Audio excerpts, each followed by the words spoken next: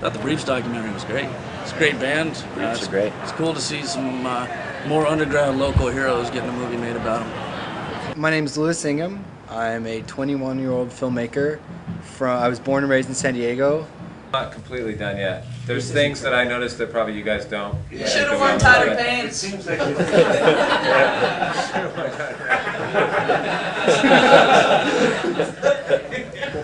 Thanks, Brooke. Yeah, no, it was cool going down to San Diego and hey, we stayed at fucking Lewis's house, and his parents were fucking really cool, and they're here tonight. Back there, man. It was awesome, man. Like just hanging out, just going through all this footage, like just watching, especially for me, like watching old Breeze footage was like amazing. Cause I'm a huge Breeze fan. I was just like, I can see all this shit. Kix had a lot of footage too. Yeah. You gotta watch that in private. How many hours of footage do we have? Got hours and hours of footage. I think it's something like 80 hours of footage, something like that. A lot of the tapes are just like different concerts, or you have different like van stuff, like stuff we're in the van, and then so it goes down all those different ones and like listing, oh, there's a good version of this song on this tape, there's a good version of this song on this tape, or there's some cool van stuff here. And then for all the interviews, there's 8 hours of interviews. I ripped them onto MP3 and put them on my iPod, and on long drives from San Diego to Santa Cruz, I'd listen to them and take notes and write down, oh, this happens here, oh, this happens here. And then from that, you lay it out on the floor, and you sort of make a puzzle, make a quilt or a patchwork thing of all different stuff. On their first tour, you know, bands, legendary bands, people from the Adolescents, TSOL, the Ramones were showing up at shows. And after a while, the buzz caught on, and they got signed to Interscope, a major label. And of course, with that, if you're a punk band, you know, selling out and signing to a major label is a big deal, and you lose a lot of respect for that. So, I think one of the main points of the film is just how the Briefs stuck together through that, and they decided, you know, if we do this, we have to stick together, we have to stick to our guns, and they ended up sticking to their guns so much they got dropped off the label. You know, after doing tours to 15,000 people in Europe, they're now going back to their regular punk shows. And sort of how a band that plays the same music that was good 25 years ago, stays together through the thick and thin, losing members, you know, switching labels, stuff like that, how a punk band survives in the new millennium, I guess. A couple shows, Dan and I went to the market and bought fish, like dead fish, and stuck a coat hanger through them and made necklaces out of them.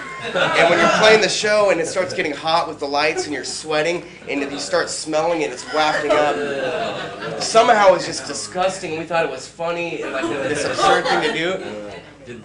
Chris and I didn't think it was that funny. So. And then it would eventually fall off and you'd throw it and somebody would throw it back. Came back. One of the guys in the film says it's like working with a Berkeley vegan commune.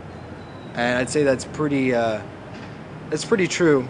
The Briefs are, this I credit them for, because a lot of bands will give you something and be like, do something with it, here's footage, go have fun. I want something really experimental, but the Briefs, no. The Briefs will sit down with you and they'll tell you exactly what they want, and every little thing you do has to be approved through all 5 members of the band.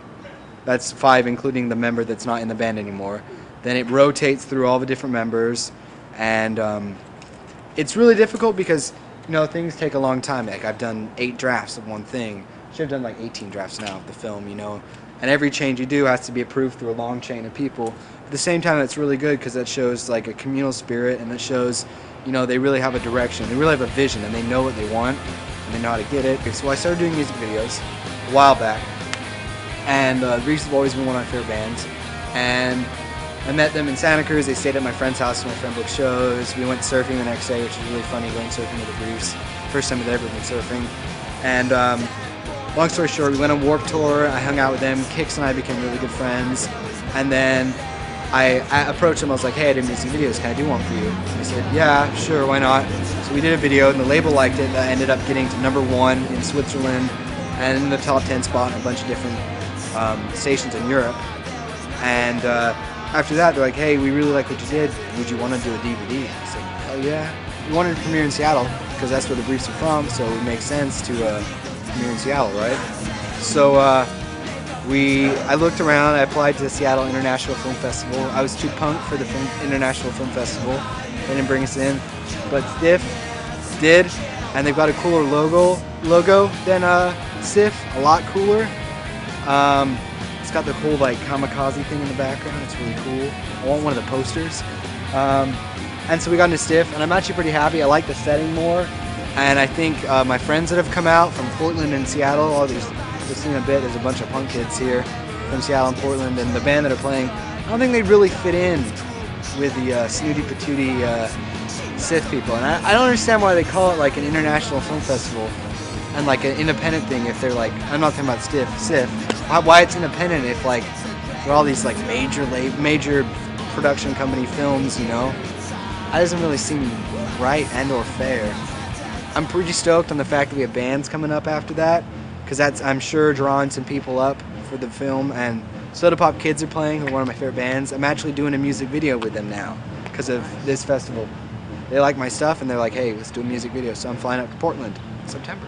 In the movie, on the special features of the DVD, there's a tour of their practice space, which is 2 doors down from where we're standing, literally next door to the film festival.